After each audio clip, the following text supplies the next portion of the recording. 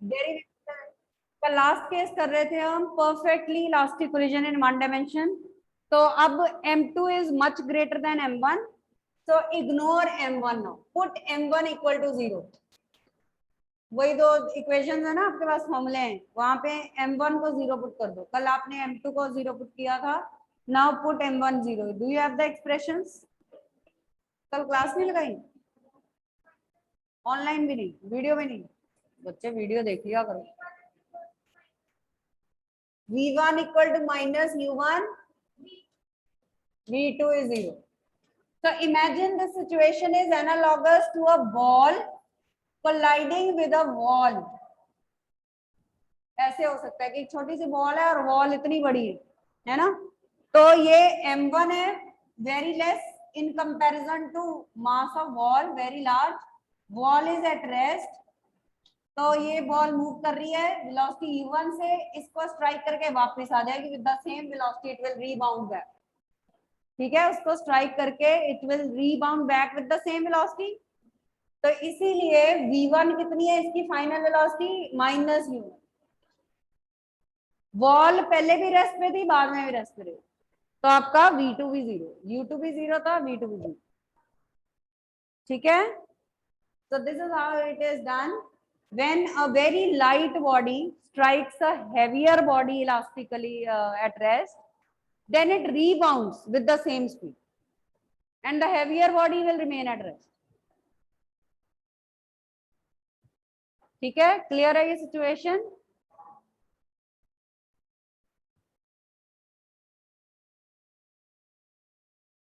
All right, चलिए तो our first derivation is over. Yes Navkirat? Ma'am अगर सिर्फ u2 0 है तो v1 क्या होगा? अगर u2 0 है तो v1 क्या होगा? ये रहा v1 माइनस u1 है, u2 0 ही लिया हुआ है हमने। जब हमने u2 0 लिया था उसी के ही फर्दर 3 सब केसेस कर रहे हैं हम, है ना? तो उसी का ही केस 1 था, मासेस सेम। ठीक है, first body lighter, second body heavier, second body lighter, first body heavier, like that. तो 3 केसेस हमने उसी के किए हैं जब सेकेंड ऑब्जेक्ट रेस्ट पे u2 0। So there are 3 possibilities, not just one, there can be 3 cases। ठीक है, चलिए ये होगी हमारी perfectly elastic collision in one dimension. What was the value of E? Coefficient of restitution कितना था? असीस आप बताओ, what was the value of coefficient of restitution for perfectly elastic collision we derived yesterday in the derivation? Video recording में नहीं देखी बच्चे? ऐसे नहीं। 1, E equal to 1 for perfectly elastic collision, E equal to 1। चलिए अब सेकेंड डेरिवेशन करते हैं। परफेक्टली इलास्टिक कोलिजन ही है बट नाउ इन 2 डायमेंशन। ठीक है, अब वो एक लाइन में नहीं रहेंगी after the collision, they will go in 2 dimensions. Perfectly elastic collision in 2 dimensions, perfectly elastic collision in 2 dimensions। Now this is the situation, suppose ये रेस्ट पे है सेकेंड बॉल, और after the collision they go like this. m1 इधर चली गई with velocity v1 और m2 ball आपकी इधर चली गई विद वेलोसिटी v2। होता है ना ऐसे पॉसिबल? आप मार्बल खेलते हो, कई बच्चे खेलते हैं, तो मार्बल दूसरे से हिट करते हैं तो ऐसे चले जाते हैं। तो अब ये 2 डायमेंशनल है, ये 1 डायमेंशनल नहीं है। अब इसमें हमने फाइनल वेलोसिटी कैसे निकालनी? ठीक है, so let us assume that this is θ1, this is θ2। तो resolve v1 into 2 components.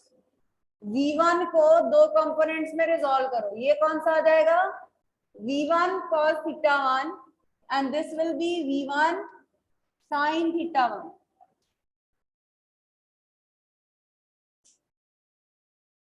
This will be v1 sin theta 1. Now resolve V2. This is V2 sin theta 2 and along the same direction V2 cos theta 2. Got this?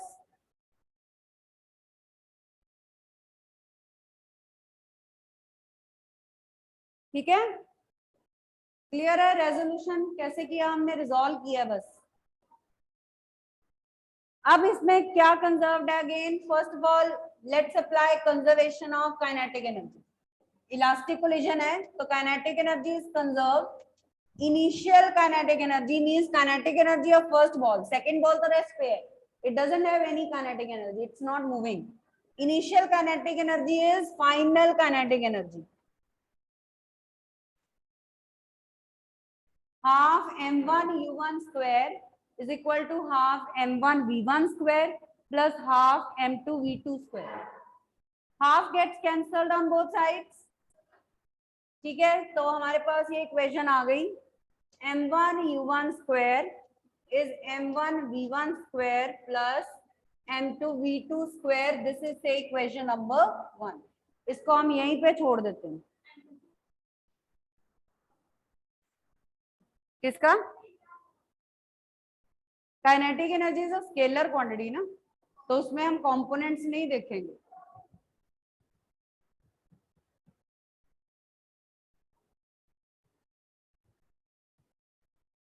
ठीक है, और क्या conserved है इस reaction में, इस collision में?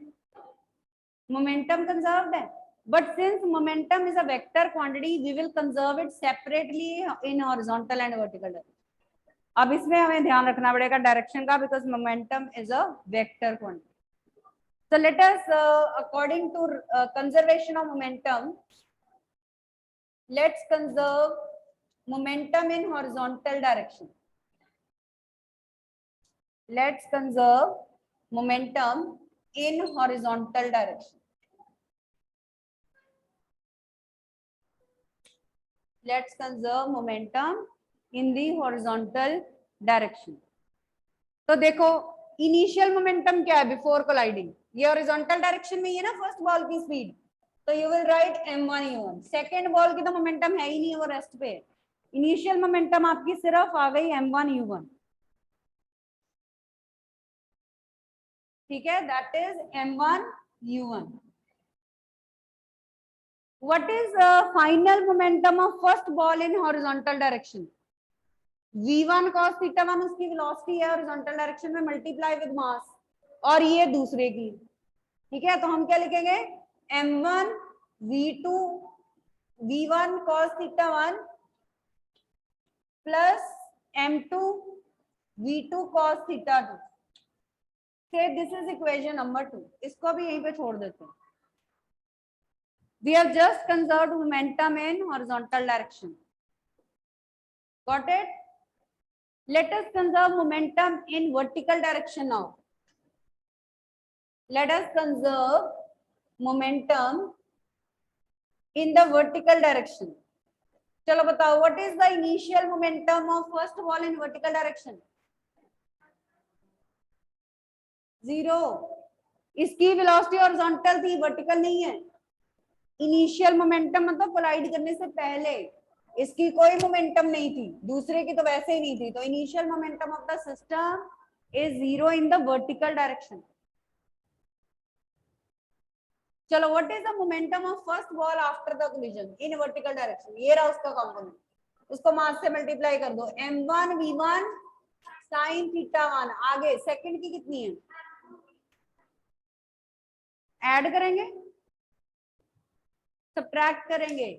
पहले ये दोनों तो सेम डायरेक्शन में थे तो हमने ऐड कर दिए, ये एक ऊपर है एक नीचे है, तो इसको हम माइनस लिखेंगे, minus m2 v2 sin theta 2। This is equation number 3। बस हमने यहीं पे छोड़ देना है। Then we will say knowing the values of m1 m2 theta 1 theta 2 and u1 and solving these three equations we can find v1 and v2। बस यहाँ पे छोड़ दें, आगे हम इसको सॉल्व नहीं करेंगे। so this is perfectly inelastic collision in 2 dimensions। यहाँ पे 3 इक्वेशंस फ्रेम करके आपने छोड़ देना है। इसको ज्यादा ये इसको एक स्टेप और लिख सकते हैं यहाँ पे। तो m1 v1 sin theta 1 is m2 v2 sin theta 2. So solving equation number 1, 2, 3, we can find v1 and v2 final velocities of two balls after the collision. अब आगे अगर इसके न्यूमेरिकल्स होंगे तो उनमें अब आप ये यूज करके फर्दर सॉल्व करके आंसर निकालो। उसमें वैल्यूज गिवन होंगी आपको m1, m2, u1, θ1 एंड θ2। बस आप फिर पुट करोगे और सॉल्व हो जाएगा। Got this? Now our last derivation of collisions, that is perfectly inelastic collision in one dimension. तो थर्ड डेरिवेशन collision की करते हैं, perfectly inelastic collision in one dimension.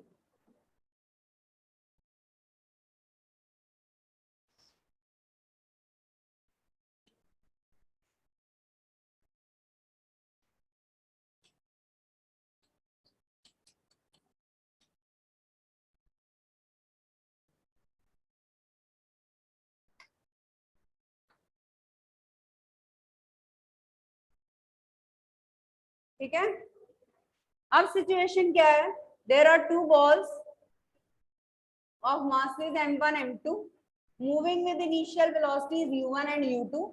Perfectly inelastic collision क्या होती है? मयंक बताओ, परफेक्टली इनइलास्टिक कोलिजन क्या होती है?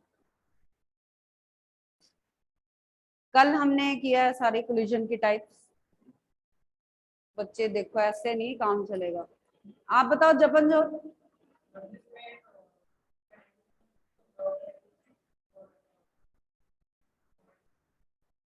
कंजर्व्ड काइनेटिक एनर्जी रहेगी, वो तो इलास्टिक होती है। हाँ Kavya? Ma'am, in this momentum is conserved and kinetic energy is not conserved. An object stick together after collision and move with common velocity. Yes, very good. So kinetic energy is not conserved, momentum is conserved, and one more added feature I told you कि object will stick together and move with a common velocity. So after the collision they move with a common velocity. तो ये है हमारी one dimension. Direction वही हमने रखी, direction भी have not changed. तो ये सिचुएशन, हाँ तो हमने कहा है कि वेलोसिटी सेम है। पहली वाली बॉल फास्टर होगी, दूसरी स्लो होगी, तो उस पर कोलाइड करेगी तो स्टिक हो जाएंगी और फिर इकट्ठी चलेंगी। जैसे मैंने आपको बहुत सारे एग्जांपल दिए थे, bullet fired onto into a wooden block, तो वो बुलेट वुडन ब्लॉक में एम्बेड हो जाएगी और फिर उसको साथ ही ले जाएगी, तो उसके अंदर होगी। Yes Himanshu, you want to ask something? No ma'am, वो पहले का इनइलास्टिक का आंसर देना था। चलिए, सो हियर मोमेंटम तो कंजर्व्ड है ना, तो according to conservation of momentum, initial momentum is equal to final momentum. तो initial momentum m1 u1 plus m2 u2 is equal to m1 plus m2, ये कंबाइंड आपका मास बन गया इनटू v, यही बनेगा। Any doubt in this equation? तो यहाँ से कॉमन वेलोसिटी आ गई आपके पास, फॉर्मूला आ गया m1 u1 plus m2 u2 over m1 plus m2, ये कॉमन वेलोसिटी का फॉर्मूला आ गया आपके पास। This is the formula for common velocity.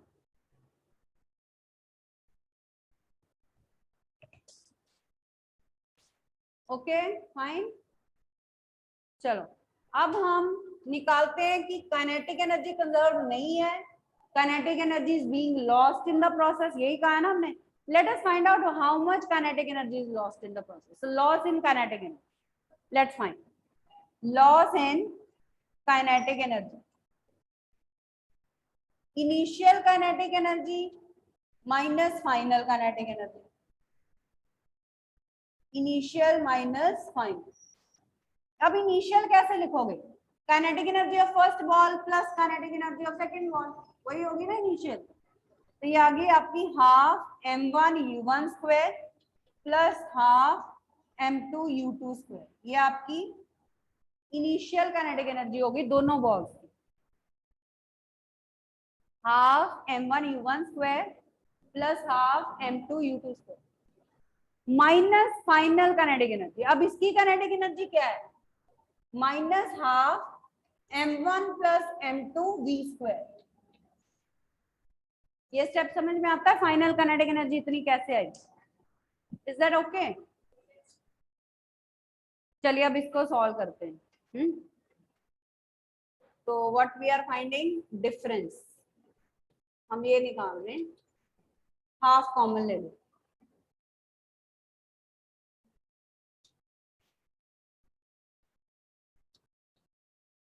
अब ये v का फॉर्मूला पुट करते हैं यहाँ पे कॉमन वेलोसिटी का। यहाँ पे जो v है v स्क्वायर, ये जो v है यहाँ पे पुट करते हैं आफ्टर स्क्वायरिंग। तो यहाँ पे पुट कर देते हैं, हाफ कॉमन ले लिया और v स्क्वायर करके यहाँ पे पुट कर देते हैं।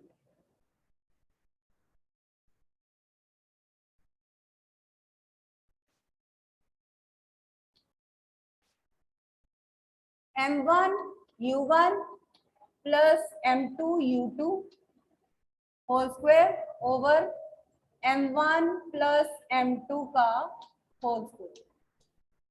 एक m1 प्लस m2 कट गया। Now take the LCM.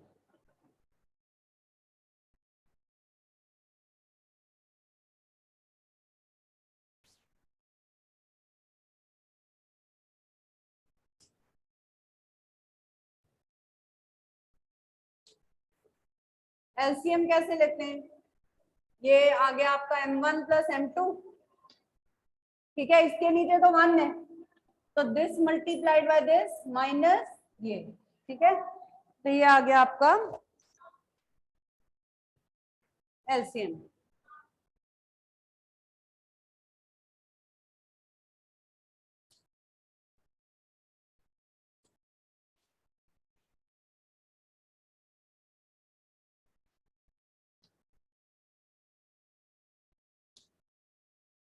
Is this step clear? चलो अब इसको ओपन करिए ब्रैकेट ये वाली, यहाँ पे a plus B whole square लगाइए। कैंसिलेशन के बाद देखो क्या आता है। You also solve, Y also solve, ठीक है।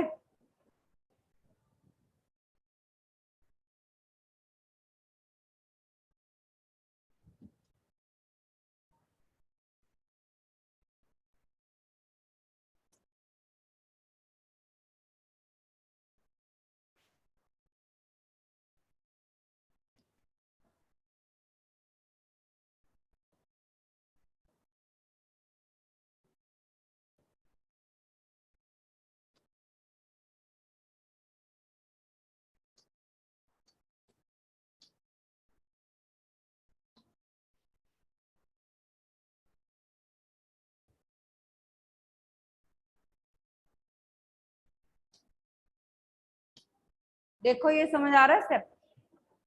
a plus B whole square को ओपन किया और माइनस साइनस के बाद, तो all the three terms will be negative, और पहले वो दोनों ब्रैकेट्स को मल्टीप्लाई किया। देखो, have a look, if there is any problem in this step you can ask.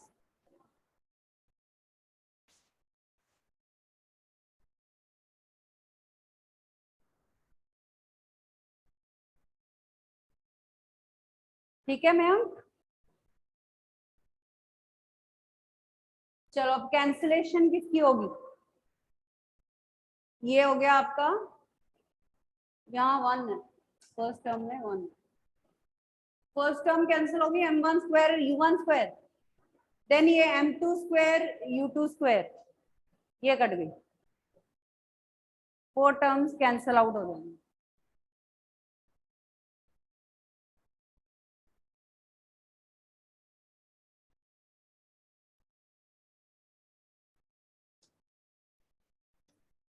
Take m1 m2 common, ऊपर न्यूमरेटर से m1 m2 कॉमन ले लो, अंदर क्या रह गया? u1 square plus u2 square minus 2u1 u2। See this step m1 m2 common ले लिया, 3 terms बची थी। हाँ, तो ये जो इनसाइड द ब्रैकेट है, this is a minus B whole square u1 minus u2 whole square बन गया ना, a square plus b square minus 2ab। तो आप लिखोगे m1 m2 u1 minus u2 का square over 2 m1 plus m2. So this is the loss in kinetic energy. Learn this formula, you can directly use in numerical problems if similar situation you find. तो directly आप use कर सकते हो, कोई difficult नहीं है। m1 m2 u1 minus u2 whole square over 2 m1 plus m2। अब हमें देखना ये है कि whether this term is positive और negative. Mass is always positive, can never be negative. m1 m2 positive है, m1 प्लस m2 उनका सम भी पॉजिटिव है, और ये होल स्क्वायर तो always positive. So that means this difference in kinetic energy is coming out to be positive. It is coming out to be greater than 0. So that means initial kinetic energy is more than final kinetic energy.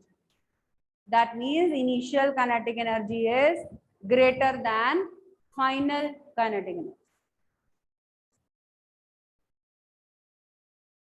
ठीक है, initial kinetic energy is greater than final kinetic.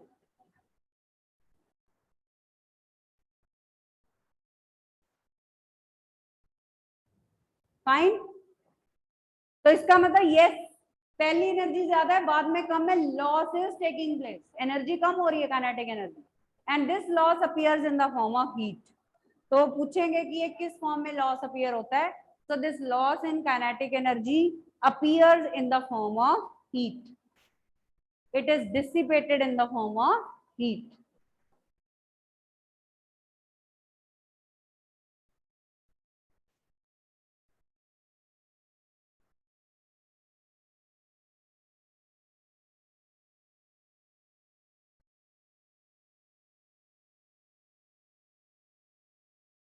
ठीक है, clear. चलिए, हमारी collisions का topic over हो गया, अब रह गया पावर का। पावर कर लेते हैं।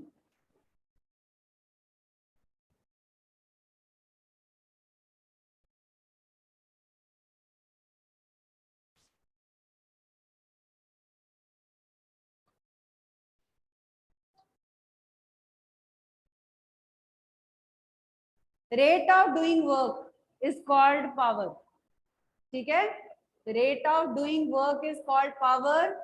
सो power is energy over time और work over time, whatever you say.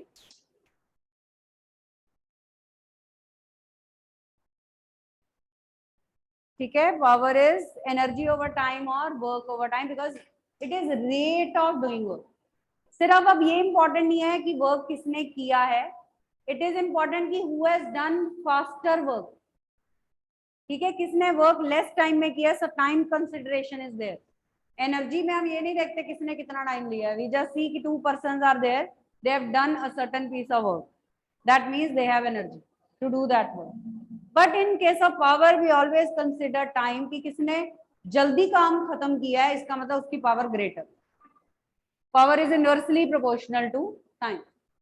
ठीक है, तो इसका फॉर्मूला है एनर्जी ओवर टाइम या फिर work upon time, and work can also be written as mgh, so sometimes we also use mgh over time for calculating power. And also if we write work as dot product of force and displacement, अगर हम ये work वाला formula ही है, work को लिखे force और displacement का dot product, and write time under displacement. Displacement over time will be velocity. So power is dot product of force and velocity vector. That's why we can justify that power is also a scalar quantity, because you know that dot product of two vectors is always a scalar. तो ये एक scalar होगी।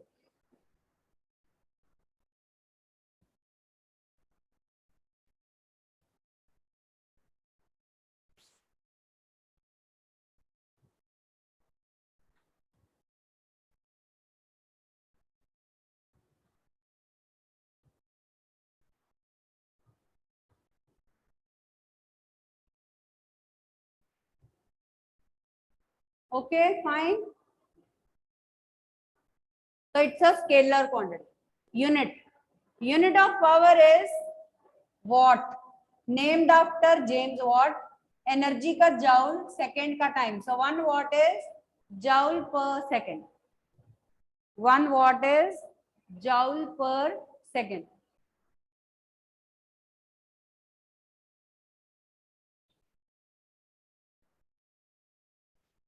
Other units of power, अच्छा इसको define कैसे करेंगे 1 what को?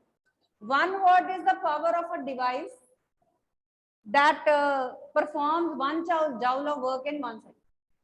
जो डिवाइस, जो भी मशीन 1 joule का वर्क 1 सेकंड में करती है, उसको हम कहते हैं उसकी पावर 1 वॉट है. तो लिखो 1 वॉट की definition. 1 what is the power of a device. 1 watt is the power of a device that performs 1 joule of work in 1 second. That performs 1 joule of work in 1 second. Other units of power are kilowatt, means 1000 watt. Megawatt means 10 raised to power 6 watt. Gigawatt means 10 raised to power 9 watt. ठीक है. Horse power 746 watt, like that.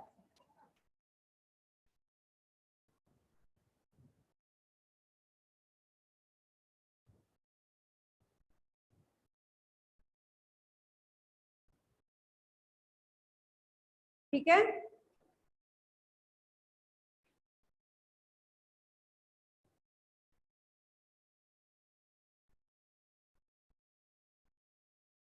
Is that okay?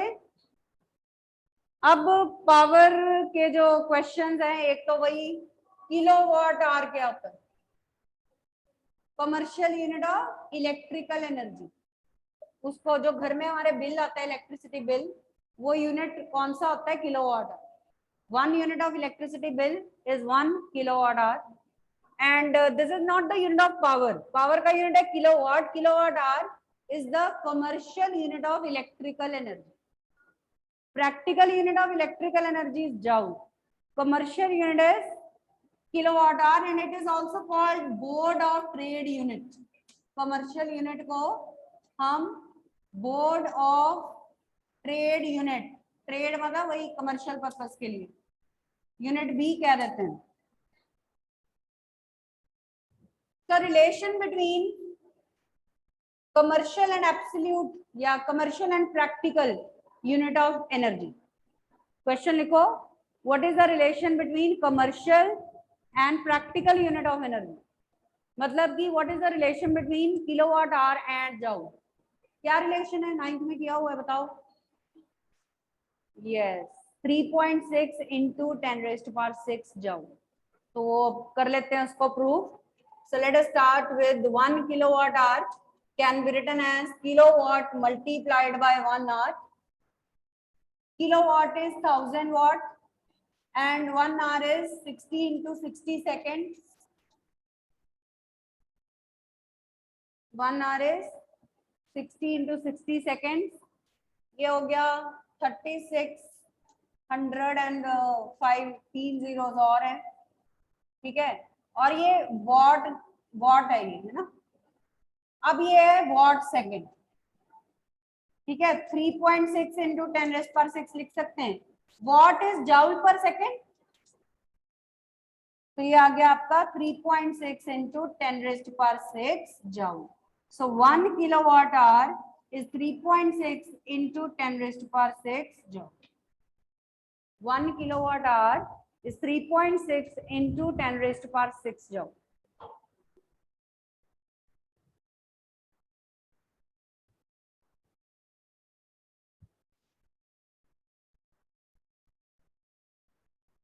ठीक है. अब E is equal to mc square. I think syllabus में नहीं है अब.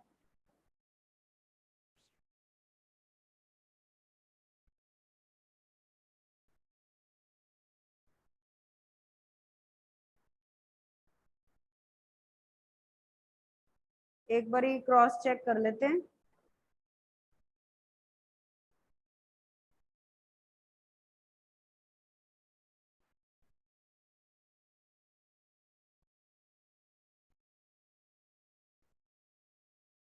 So notion of potential energy, spring, conservative force, mechanical energy conservation, non-conservative forces, motion in a vertical circle. एक topic रहेगा, motion in a vertical circle.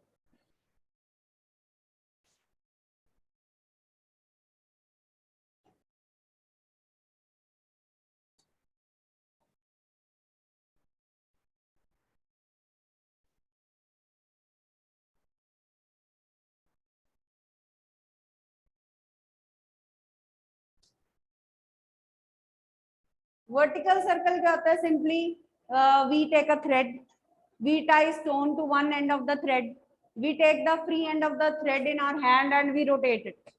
तो वो vertical circle होता है. हाँ, तो आपने इमेजिन किया होगा कि sometimes when you have a bucket full of water, आप उसको वर्टिकल सर्कल में रोटेट करते हो, आप उसको छोड़ भी दो, हाईएस्ट पॉइंट पे भी वाटर स्पिल नहीं होता है. कभी देखा आपने किसी को सर्कल ऑफ डेथ देखा है सर्कस में? वो जो बाइकिस्ट होता है वो ऐसे पूरा घूम जाता है और ऊपर भी नहीं गिरता. Circle of death in A circus, तो वो एक वर्टिकल सर्कल का एग्जांपल है. ठीक है, तो ऐसे ही अगर आपके पास एक बकेट फुल ऑफ वाटर है, if you provide sufficient velocity at the bottom, तो आप उसको छोड़ भी दो हाईएस्ट पॉइंट पे, तो वाटर बाहर नहीं गिरेगा और वो लूप कंप्लीट करेगा, वो सर्कल कंप्लीट करेगा. उसको कहते हैं वर्टिकल प्लेन. तो रिपब्लिक डे पे सेलिब्रेशंस में जो एयर में फीट्स दिखाते हैं, रॉकेट्स वगैरह, जेट प्लेन्स, वो इसी प्रिंसिपल पे दिखाते हैं. तो ये सब एग्जांपल्स हैं वर्टिकल सर्कल. ठीक है, तो अब हम वर्टिकल सर्कल के डिफरेंट पॉइंट्स पे वेलोसिटी एंड टेंशन निकालना चाहते हैं. ठीक है, so let us assume that this is your vertical circle. ठीक है, ये सेंटर हो गया और ये थ्रेड है. ठीक है, थ्रेड के साथ ये स्टोन अटैच्ड है. Stone of mass m is attached. This is centre, radius r. बनाओ वर्टिकल सर्कल.